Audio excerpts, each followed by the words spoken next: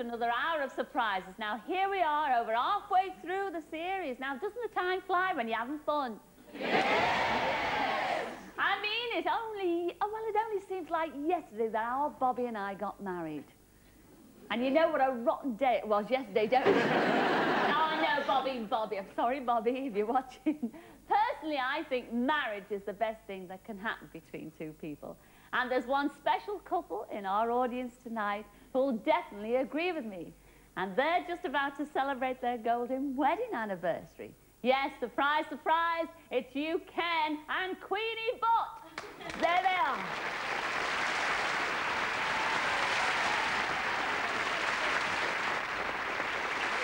There they are. Yeah. Ken and Queenie Butt. Oh, Queenie, Queen. Well, it's your golden wedding anniversary, 50 years. Yes. Oh. We have 12 children, 42 grandchildren, and 8 grandchildren. Great-grandchildren.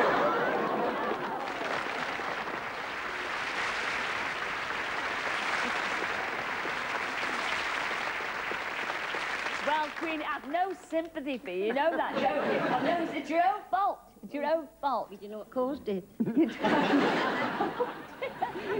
The grandchildren will tell you this weekend. Oh, but Ken, let's take you back to your courting days.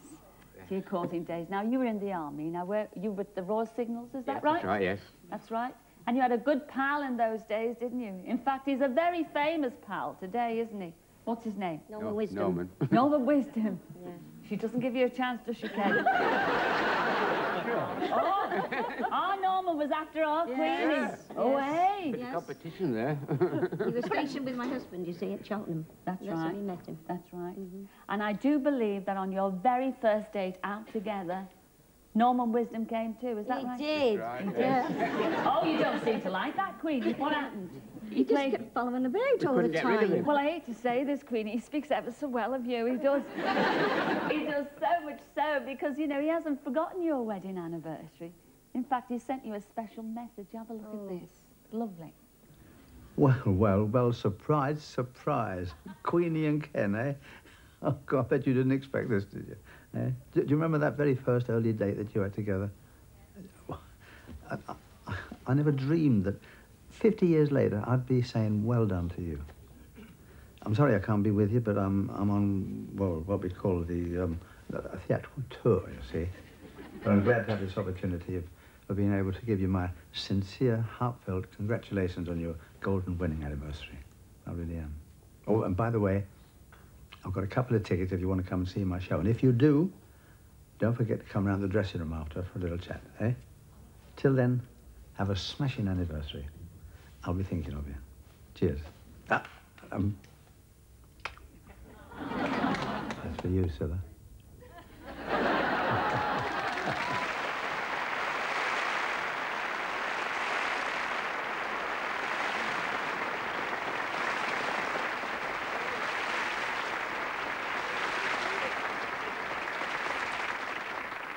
Well, Queenie and Ken, he might have blown me a kiss, but what he has done here, he hasn't forgotten you. These are a lovely bouquet of flowers on your 50th wedding anniversary, especially from Norman. Would you like to take them? Thank you very much. Enjoy it, sweetie. Thank you.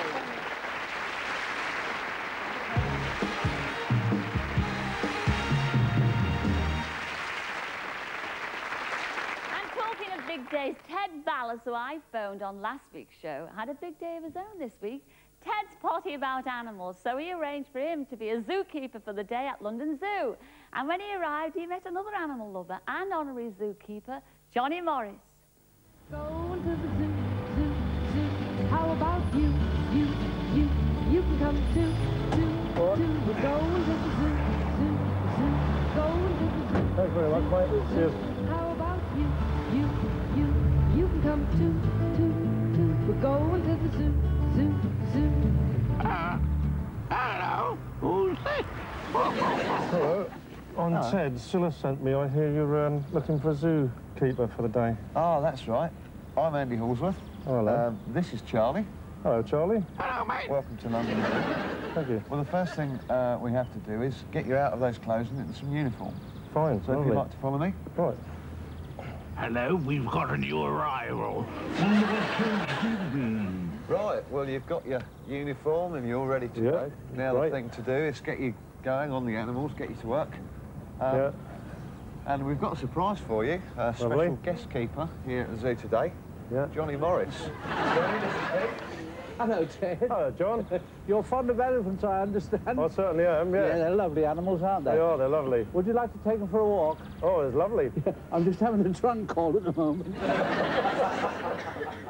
Certainly loves you, doesn't he? I'll see you around the corner. Oh, lovely. Fine. Let's see, you brought your shovel with you because, well, that's very necessary. There's a lot of that to do in a zoo, you know, Ted, if you want to be a zookeeper. Yeah. Certainly, you've got a bit of rhubarb, haven't it? Well, we're getting a move on, and we need to get a move on because, Ted, we've got rather a tall order for you in a minute. Yes. Good. You've got to walk pretty fast to keep up with these, haven't you? They certainly do. Oh, how they talk makes me tired. Well, I said I've got a tall order for you, Ted.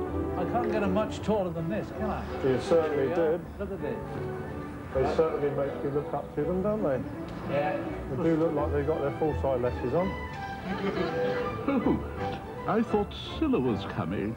It's got a long way to go to its stomach. Yeah.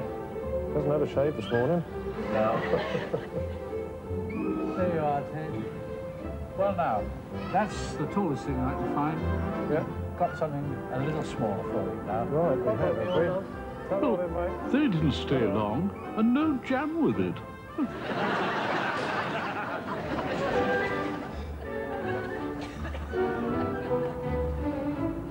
Invertebrates. Oh, that means spiders. Oh, I hate the thing. Spiders. Oh. Spiders, spiders. Oh, I hate spiders. Away from any dreaming. You should be so lucky, hombre. Ted, pull yourself together. Look, What's up, John? You've got to feed the penguins in 40 minutes. Oh, dear, I've had a heck of a nightmare. Well, here we are, Ted. Come on, let's have it. Don't mess about. They're a bit smelly. Smelly? Well, if that's the way you feel, Geronimo. What in the eye? When are they going to hate this pool? Fancy my finger there. Come on. Ouch. Hey. I think they're more interested in you than the fish today. Well, there we are, Ted. The penguins are pretty well fed. Now, I've got just one more job for you to do. Oh, not another one, John. Just one, yeah. Not another one. Last job before we go home. Can't we have some chips next time?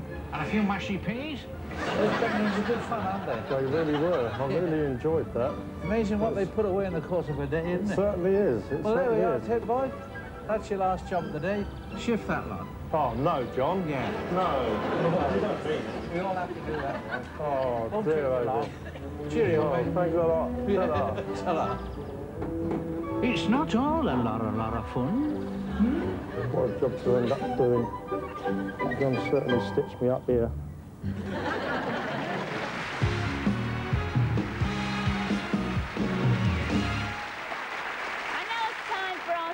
Surprise Olympics. Now, there are only 2 more rounds to go before the final at Crystal Palace. One team already in the final is Nunnery Wood High School from Worcester. And our other 2 teams tonight need to score at least 64 points for a chance to join them. So let's go over to Gateshead Leisure Centre in Newcastle to join Tessa Sanderson and our 2 teams and tonight's guest referee. Thank you, Cilla. Now let me introduce you to the 2 teams. We have in the red corner, Wickham Comprehensive School. And in the blue corner, Parkview School. They look a wicked bunch, don't they? Well, I'm going to need some help to keep charge of them. So let me introduce you to our guest referee tonight. He's former Olympic gold medalist, Steve Ovett. Hi, Ted. Nice to see you. Oh, Steve, welcome to the show. Thank you very much. Hey, you look marvellous. How'd you keep in trim? You old smoothie, Tessa, right? Well, actually, I think what it is, I've got 2 very small baby girls. And at the end of the day, I'm so exhausted that I reckon I'm fitter than when I was really training hard. But you're not taking him for runs, are you? Well, the littlest is only, she can only manage about 10 miles at the moment, but we're going to build her up a bit in the end. OK, that's enough on that. Now, tell us, have you got the surprise envelope? I have, and here it is. Before you read it, Yes. let's meet our two teachers. I think we better. And here they are, John Wilson and John Roberson.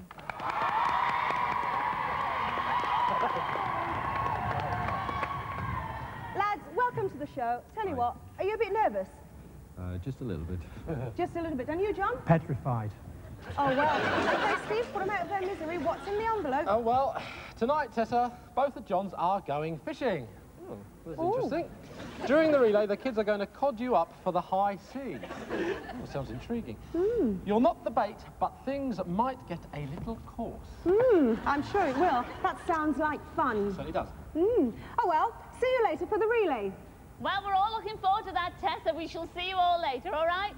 See you then. Bye. Bye.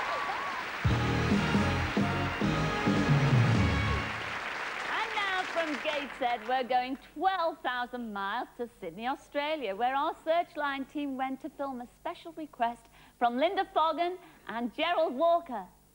My name is Linda, and this is my brother Gerald Walker. As you can see, we're in Sydney, Australia. We're looking for our mother, Annie Natalia Harrison, and our sister, Barbara Walker, who we haven't seen since 1959. My brother Gerald remembers more than I do. Our mother and father unfortunately separated, and Barbara, myself, Linda and Graham were put into the homes at Middlesbrough. But Barbara didn't stay there long. She was taken out by our maternal grandparents back to Binchester in County Durham. All we really know about our mother is that she came from Binchester, and that when they separated in 1959, we were living at Hetney Hole, where I was born. After the separation, we believe she remarried and had another son called Philip. Dad came from a large family. He had 12 brothers and sisters. He started off his working life in the Royal Navy, then a medical discharge, and joined the Merchant Navy. He then finished off his working life at Chiltern Colliery, where he worked with his brothers. In 1964, Dad brought us out to Australia, along with our brother Graham, who was 5 at that time. We really hope that someone out there watching might have some information that can help us trace them. Well, so if anyone watching can help us find Delia Harrison and Barbara Walker, pick up the phone right now and ring us. The number to ring is 071 222 8070. Now over to our Bob Calgies with more of Searchline. Bob. Thank you, Cilla. With me here are John Davey and Roy Morley. Now, you're organising a party. Who are you wanting to invite to this party? We'd like to have news from anyone who was a member of the East Finchley Baptist Church youth group between the years 1946 to 1957. Now, I know it's a fairly large group. You found 42 of the members up to now, That's but right. give us some names of some other people you'd like to find. We're still looking for Ken Marsden, Hilary Lewis, Les Weaver, David Atfield, better known as Dazzle, and especially we'd like to find Eric Bacon. Well, we've got a photograph of some of the group there. Now, John, there's a special reason why you'd like to find Eric Bacon, isn't there? There certainly is, Bob. My father had a book bound by Eric Bacon, which Eric used for his City and Guilds examination. And this is the very book. It's a beautiful piece of binding and a piece of bookwork. It is quite spectacular, isn't it? It is, and I would dearly like to trace Eric so that I can present him with this book that he'd bound about 45 years ago. Lovely. So, Eric Bacon, or indeed anyone from that group that we've just mentioned, our search lines are open now. And that number again is 071 222 8070. Back to you, Cilla. Thanks a lot, Bob. Now, last week, you may remember, we met some troops who were involved in the Gulf War. Well, this week, we have some older war veterans in our audience, and I want to have a word with a couple of them. Yes, surprise, surprise, it's you, Reg Dillaway and Alec Patterson. Come down here, lads, wherever you are. Come on, Reg. Come on, Alec.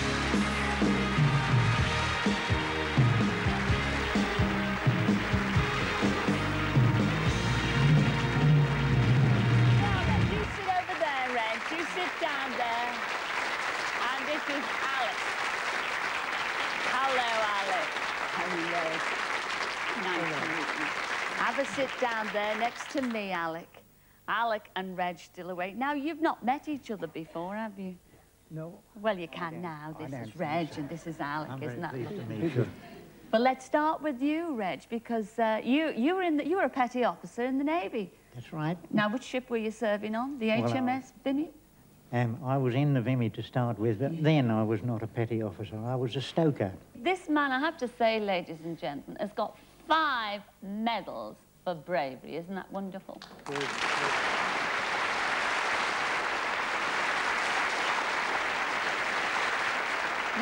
Say, Reg, that your daughter Shirley wrote and told us you've got these medals, but you've never ever worn them on Remembrance Day. Yeah. Yeah. And there's a reason for that, because you've never had them mounted, have you? That's quite true. Pardon me? And she said that you'd love to have them mounted, but they're ever so expensive, and so that's why you've never had them done. Exactly. Well, surprise, surprise, we've had them done for you. 5 bravery medals. How impressive they are. Here they are. Surprise, surprise, Reg. Oh, no. We've had them mounted. 5 medals for bravery, ladies and gentlemen. Wonderful.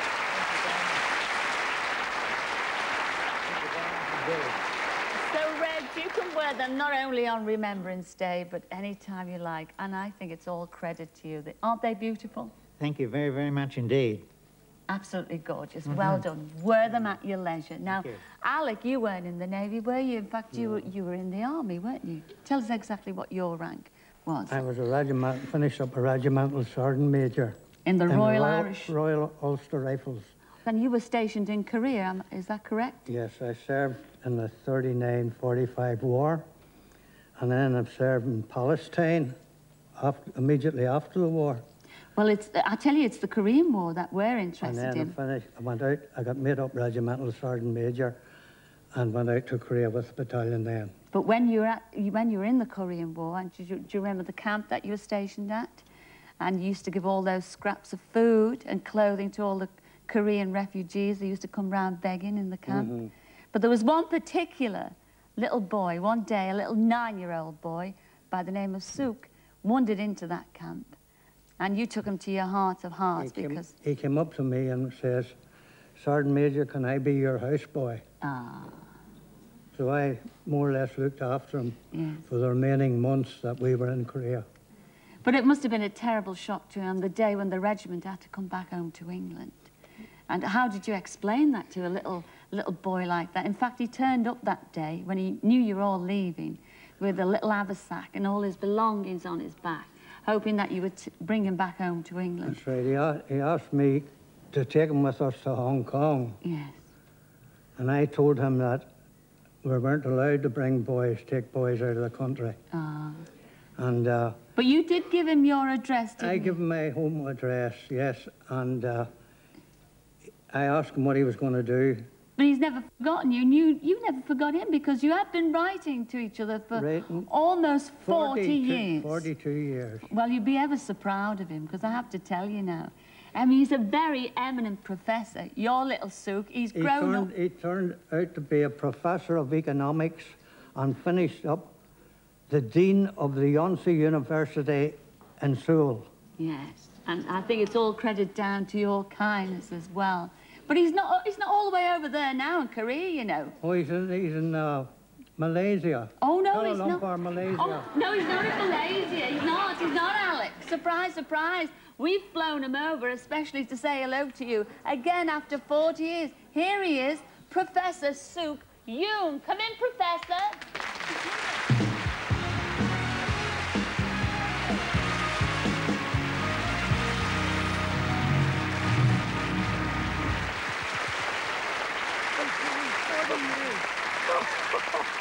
Oh, I'm proud of you. Well, I think it's smashing. I don't think I can say anymore. I'll see you in a couple of minutes. All right, this is wonderful, is that?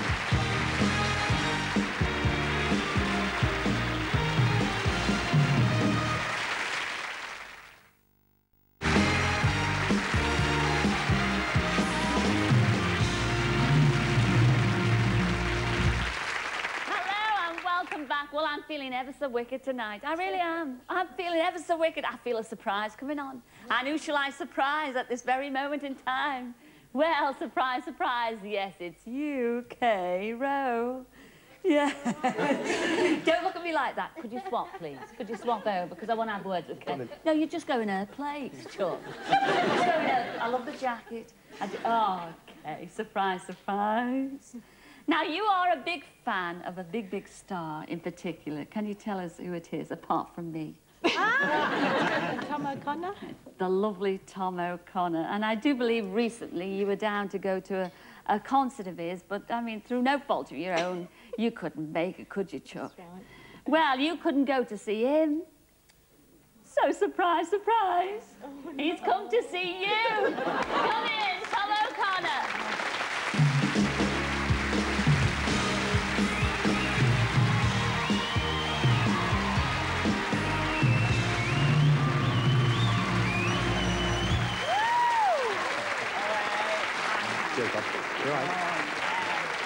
Well.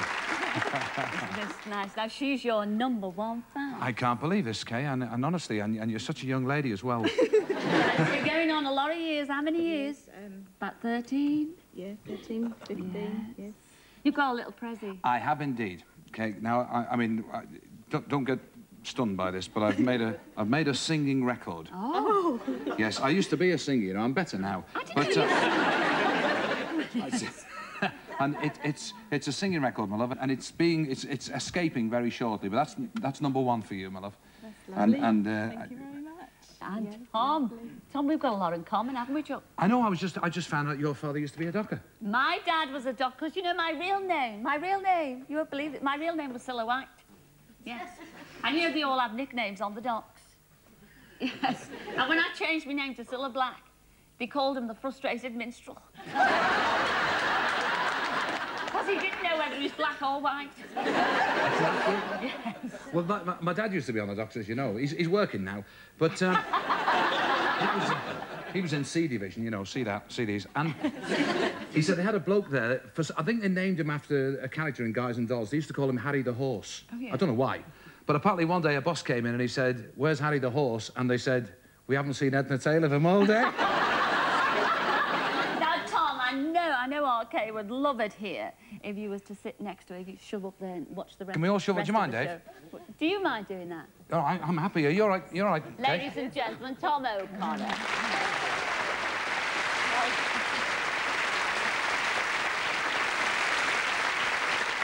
Well, right now we've got another surprise for a certain gentleman here tonight. Now, he doesn't know it, but the other day a group of people met in London, in a London hotel, to reminisce about the past. But one important member of the group wasn't there to hear what they said about him.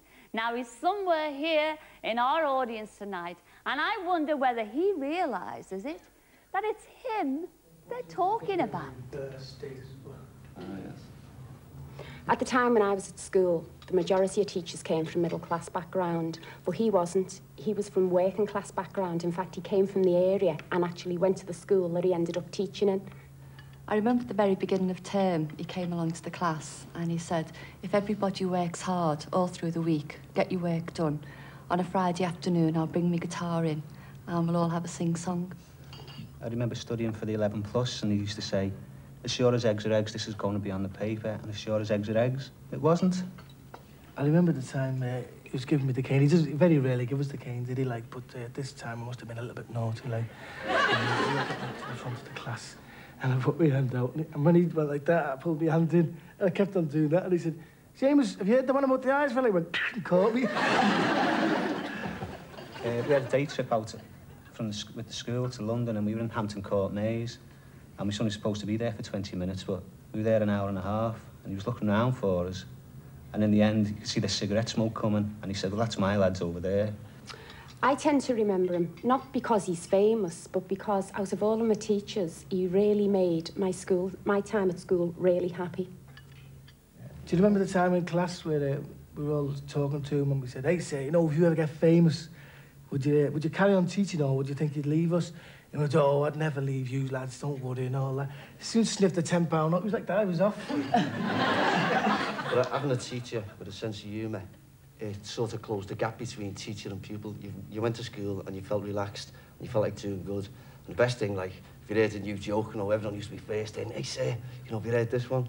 And tell him it, and he'd be made up and write it down. And then later on, like when he was on the telly, you know, you made up, weren't you, when he told one of your jokes, you used to run down telling everyone, I was going to mind that, you know. Say, can we have our jokes back, please? Well,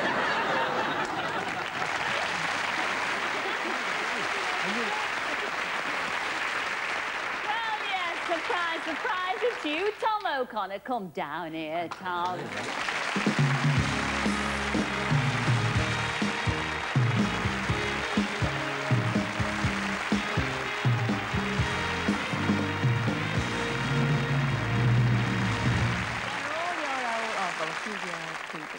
What did you think when you were watching that? I didn't recognise the girls of it. I recognised one of the Doyle twins. Is there a twinny Doyle? I don't know which one to this day. Yes.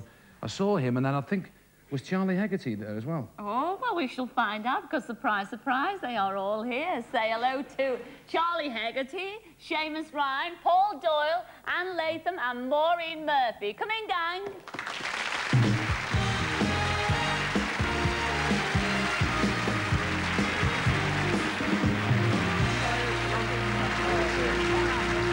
I got you straight up. Hello, Seamus. How are you, mate? Yeah, God bless you. And the girls, all right, love. Don't they look lovely? Hello, lovely, all right. I can't believe this. I taught these lot when they were 9. I can't believe it. You actually taught these boys and girls here. I'll tell you what you reminded me of was going down to London on the school trip. Right. Have I got time to tell the truth? Yes, please do. It can be told now because they're too old to be arrested. We took a school trip, and I'll never forget, the head said, whatever you do, when you get to count them coming back. You know, like the Falklands, count them in, count them out. And when we got to, I think it was Euston or Waterloo, I was too short. And I said, nobody goes back on this train till we get the other 2. Yeah, leave it with us, sir. And they went off, and another 2 kids came. We got them on, and we took them home, and there were 2 London kids. They just hijacked them. So I've got 2 in Liverpool that aren't mine, and 2 in... Oh, incredible, yeah. Well, congratulations meeting all your pupils again, and I'm so pleased that they turned out well. I'm so sorry for the 2 Londoners that turned up a Lime Street. Ladies and gentlemen, Tom O'Connor and his ex-pupils. Leave them off, Tom.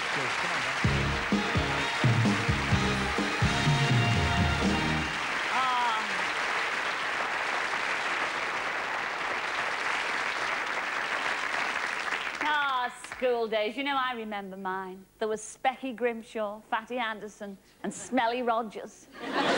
They were just the teachers. Oh, I've just heard that the score at Gateshead is Parkview School 57. And Wickham Comprehensive 33. Well, don't worry, because either team could still win. And we'll be joining them later for the final event. And I can see our Bob's waiting to talk to someone in our audience. Over to you, Bob. With me are Robert and Margaret Watt, who earlier this year celebrated their 25th wedding anniversary. Now, the 2 of you spent a very memorable honeymoon in Spain at a resort called the Playa San Juan. But you weren't the only honeymoon couple there, were you? No, in fact, there were 32 honeymoon couples altogether, Bob. 32 honeymoon couples. When was this? Oh, April 1967. April 67. Now, it's obviously very unusual to have 32 honeymoon couples in one resort. And the locals actually got together and they gave you a special surprise day out. Could you tell us about that? Yes, that's right. 64 newlyweds met in the foyer of the hotel, all in their Sunday best. Oh, yawning. Oh, yes. And we headed off, well, we didn't know where we were going off to, in 2 coaches with a police motorbike escort. And the destination was, in fact, Alicante. And you attended the opening of a brand new airport there as special guests of the mayor. That's right. And when we got to the airport, all the couples lined up outside, and each lady was presented a bouquet of carnations by the mayoress. Isn't that lovely? We've actually got a photograph of that presentation, and I know you'd love to have a reunion of as many couples as possible from that memorable honeymoon back in April 67. That's right, Bob. It would be very, very nice, especially if we could meet 2 particular friends, Tom and Isabel from Glasgow.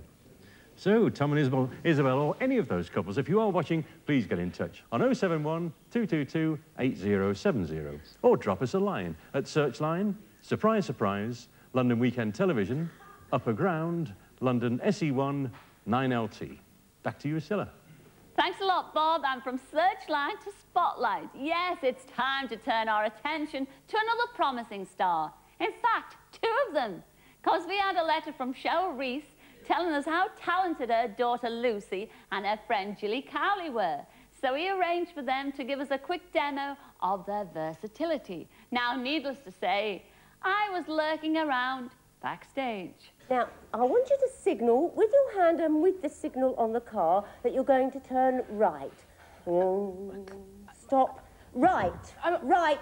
And hand signal. Signal out the window, dear. Open the window first. Very good. Very good. Very good. Straighten Lucy, up. Jilly. Oh my God, I'm so embarrassed. Surprise, surprise. I don't believe it. Oh, that is a rotten thing to do. Oh. I don't believe it. Oh, Jilly, how could you say that? Lucy, don't go, please. That's my mum, yeah? Yes, your mum. It's all down to your mother. Your mother, your best friend. Well, she was until now, Jilly. Carol wrote us, yeah, and told us all about you. Oh, I don't believe it. I should go home. And I want you two, as my leading ladies, on the surprise, surprise spotlight. Oh, God. I have to say, dears, we're lesbians now, aren't we? Are we? Yes. Oh, well. Our audience awaits. I've had it now, you mean? That's it, it's out. No, we're on. Come on, and we're all going. Yes, walk this way, as the actress said to the bishop.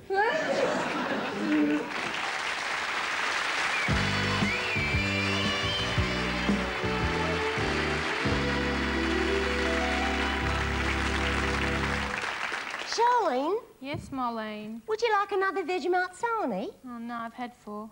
You've had 6, actually, but who's counting? You know, I think we've done a really good job looking after the cafe whilst Uncle Harold and Aunt Madge have been in hospital after driving their truck over the harbour bridge, nearly getting taken by that shark, and only just being saved in time by that water skier who just happened to have his harpoon handy. Yeah, Marlene. Luckily, he was also a brilliant young doctor who had a pilot's licence, and he was able to fly them in that seaplane they found close to the jetty to the hospital, where he could operate on them both at the same time. Yeah, Charlene, you know, it's not all good news. Oh, no, Marlene. What is it? I'm afraid I've burnt the meringues. Oh, no. Oh, well, I hope nothing else happens to Uncle Harold and Auntie Madge on the way home from the hospital. Oh, yeah.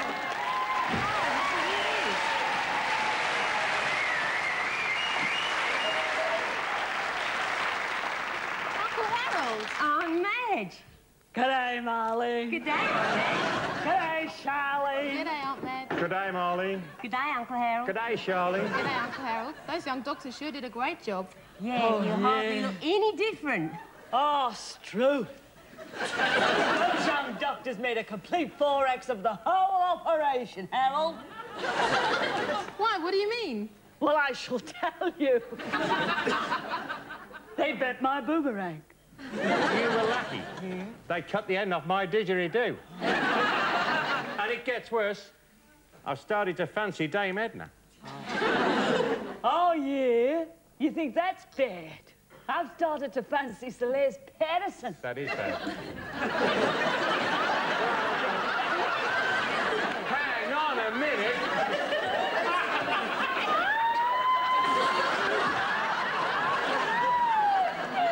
I think Skippy's been at the fore.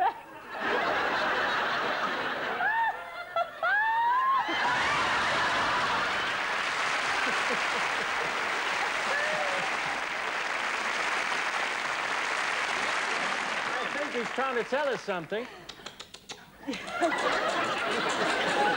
Luckily, I speak marsupial. He says he's just come from the hospital. Yeah. And he found a way into the records office. He got into the computer and he saw the file on the Ramses. And apparently it turns out that Marlene and Charlene aren't Marlene and Charlene at all, but Lucy Reese and Jilly Cowley, 2 talented actresses from London, England, Europe. Talented actresses? Then what are they doing on this show? Certainly not. Skippy!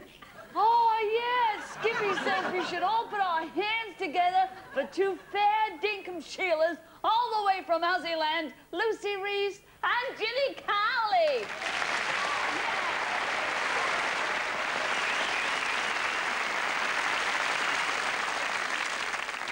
He's trying to tell us something, Madge. What is it? Well, he's trying to say, Harold, that he's got a big surprise in his pouch.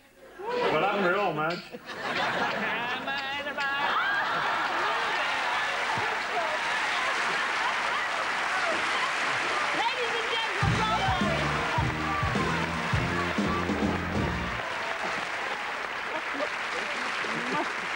I was going to spank you over here. How are you, ladies? Oh, you were good. Oh, Rolf. I mean, you've been behind there. Hiding, yes. Hiding from the girls all day because we've been rehearsing all this. Now, tell me truthfully, how do you think the girls did today? Fantastic. I believe the story. I believe the story. Our accents. Well, yeah, well, we know most of the convicts came from Liverpool originally anyway. No, actually, from behind there, you just sounded like Madge. You were magnificent. I meant to be... Who was the other bloke? Who was he? Well, he was meant to be Harold, but... I thought I was Dame Edna for one bit. Atrocious, that was. Atrocious. Well, we're just about to go into the break, you know, Rolf. I mean, could you take us into the break for the true blue of the accent? Yeah, well, to get it right, you've got to imagine the sun's blazing down, so you've got to keep your eyes closed. And if you move your mouth at all, your eyes might open and the sun might get in, see? Yeah.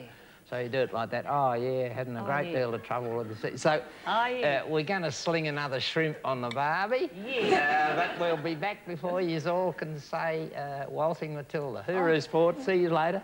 Hooroo, sport. See you later.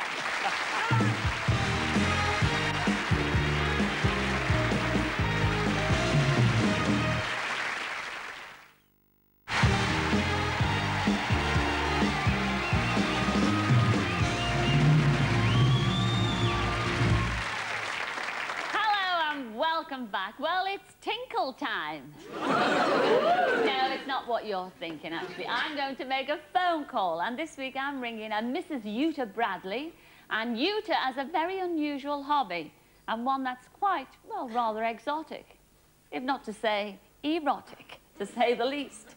Yes, she's a belly dancer. And according to her daughter, Helena, she took it up when she was at the age of 40. Can you believe that, girls? Yes, she attended dancing classes, and since then, Utah has performed at various places, including Covent Garden. Well, I'm going to ring her right now and ask her if she'll come on the show next week and show us how it's done. Yes, show us her belly. Oh, 10 digits, here we go.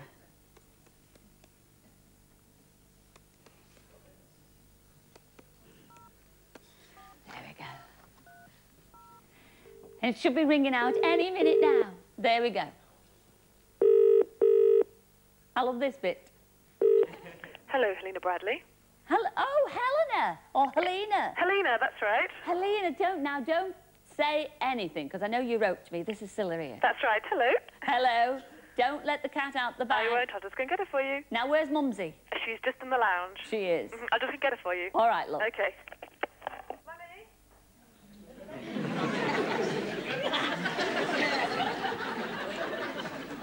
Utah Bradley. Hello. Hello, Utah. Hello. Hello, Utah. Yes? Surprise, surprise, it's Cilla here. Oh, you're joking. No, I'm not. Oh, this is some sort of joke. No, it isn't. It isn't Utah. Yeah, yes, it's me. Yeah, I know, but it isn't a joke. It's got to be. No, honestly, sweetheart, it isn't. I've heard all about you, Chuck. Oh, God.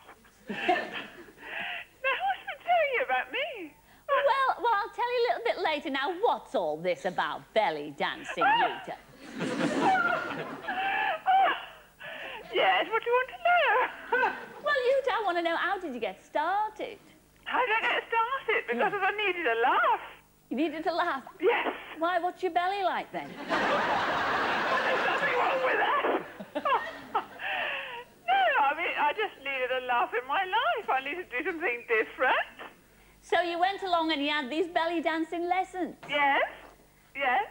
Well, how often do you practice with your belly, then?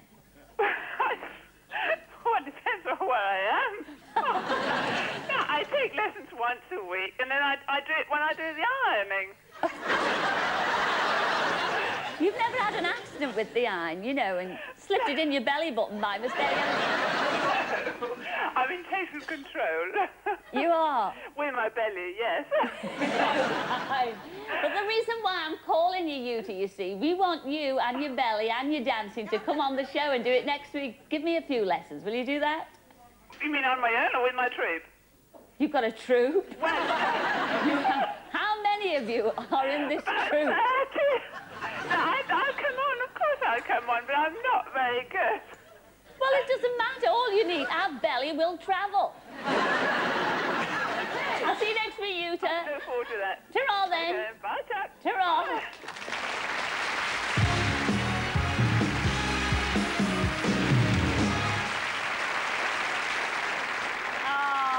What a lovely sounding lady. Well, all I can say is she's a braver lady than I am. Or dafter, please yourself. Now, you know, I hear that our Olympic teams are all ready for the final event, the relay. So let's go over to Gateshead and join Tessa and our two teachers. Well, Cilla, the points are very close, and it's all down to this last event. Well, as you can see, our teachers are going to be dressed up as fishermen. So, how are you feeling, lads? We're a little bit nervous, but we're ready to give it a go. Good on you. OK, lads, into your position. And Steve, when you're ready. OK, Tessa. OK, teams, on your marks, get set, go!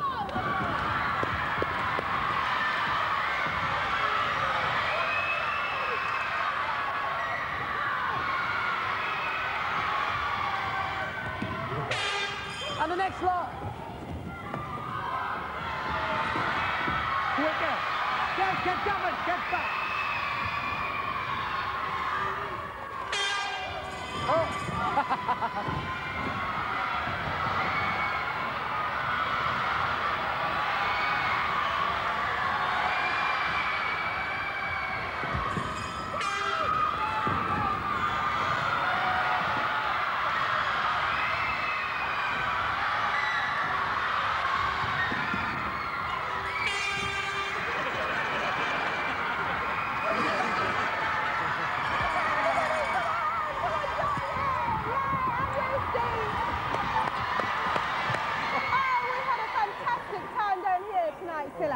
And now I can tell you that Parkview won the relay, so the score is Wickham, 51 points, Parkview, 86 points. Whoa. Yeah! So Parkview, that makes Parkview our overall winners for tonight, and with one of the 3 high scores. So that could possibly put them through to the final at Crystal Palace. Well done, Parkview. Well done, everyone, especially to our teachers, John Wilson and John Roberson. Well, you look... Did they do well? Yes, they did, didn't they?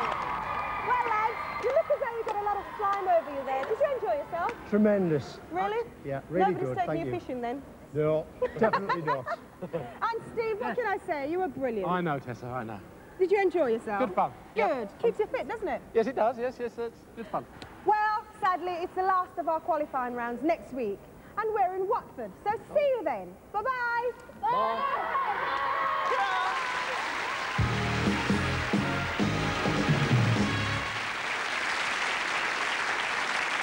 Well, there he is. Our Bob's waiting in the Searchline bunker to give us an update on our Searchline items. So over to you, Bob. Remember the photograph I showed you last week, which was sent to us by Diane Scott? Well, this photo had been found by Diane 4 years ago. She was anxious to locate the owner, and the setting for the photo was the Nantiffin Cider Mill Inn, which 3 years ago became Diane's home. And indeed, she promised to drink on the house if the owner came forward. Well, I'm delighted to tell you that Alison Marsh phoned us here at Searchline to claim the photo was taken at her wedding reception. And true to her word, Diane will be buying Alison a drink in the very near future. Last week, I spoke to Jean Bell and Nicky MacDonald, who were part of the Tatler Chorus group, who performed all over the country in the 1950s. They were looking for members of the group to get in touch. Well, we have managed to locate some of the girls who used to perform with them, and plans for a reunion are well underway. However, there are 3 people they would dearly love to see at that reunion, and they are Julia and Rhoda English and Betty Hill. So girls, if you're watching, give us a ring here at Searchline. And remember Rosemary Bailey, who was looking for her old friend Eileen Hunter, who came from Coventry. The 2 girls attended an approved school together in Derbyshire nearly 30 years ago. Well, Rosemary has never forgotten Eileen and would love to hear from her again. Last week I chatted with Joan Allen, who was looking for her sister Molly Haynes. The sisters have not seen one another since they were evacuated during the war. So Molly, if you're watching, give us a call here at Searchline. Our number as always is 071 222 8070. Cilla. Well, thanks a lot, Bob. We shall see you next week. Well, it's definitely a night for wedding anniversaries. At the start of the show, we had a couple celebrating their golden wedding, and Bob met a couple who celebrated their silver wedding. Well, we've got another couple in our audience who are going to celebrate their wedding anniversary in just a couple of days. Yes, it's you, Vivian and Maureen Decker. Surprise, surprise. Would you like to come down and join me, please?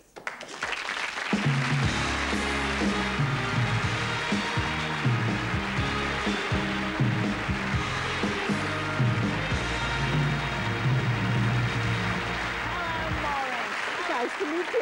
And you too. You sit down there on the end. And Vivian, that's a lovely name. Now, you sit there next to me. Well, isn't this cozy? Tell everybody out there how many years you've been married. 36 years. 36 years. Now, you're both from Sri Lanka, aren't you? That's right. Now, were you married in this country? No, in Sri Lanka. In Sri Lanka. But you came over about 30 years ago, Vivian, is that right? 25. Oh, 25 years ago, and you settled in Britain over here. Well, that's lovely. But I know it was a bit upsetting for you because you had to leave all your family behind, didn't you? Because, well, to tell a sad story, your father had died when you were living in Sri Lanka, right, yeah. and you had to bring up your brothers and sisters. Correct.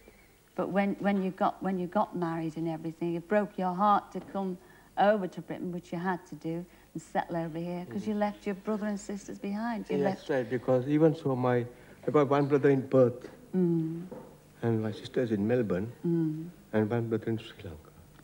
Yes, your brother Hans in Sri Lanka. What's the names? Well, surprise, because I know your brother Hans in Sri Lanka is not there tonight. Yes, I haven't seen him for 26 years. You haven't seen him for 26 years? Well, surprise, surprise, you're going to see him tonight. Yes, he's going to be with you at your wedding anniversary party. Come in, Hans, all the way from Sri Lanka.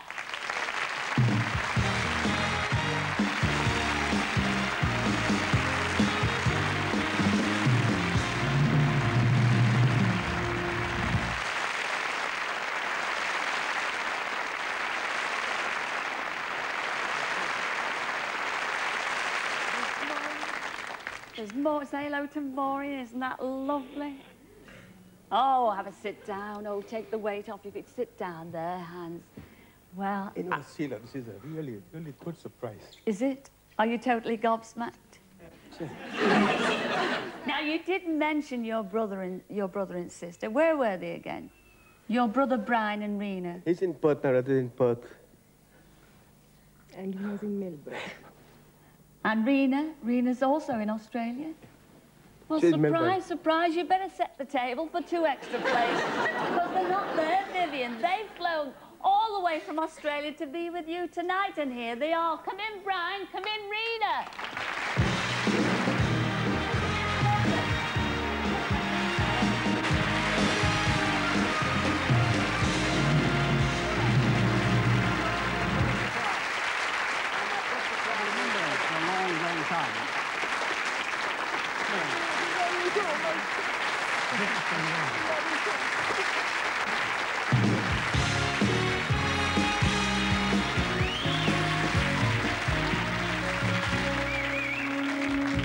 Well, once more the clock says it's time to go, and I'd like to say a very big thank you to everyone who's taken part in tonight's show, especially the lovely Tessa Sanderson and our very own Bob Carolgees. We will be back at the same time next week, so ta-ra. Reaching out, holding hands, we live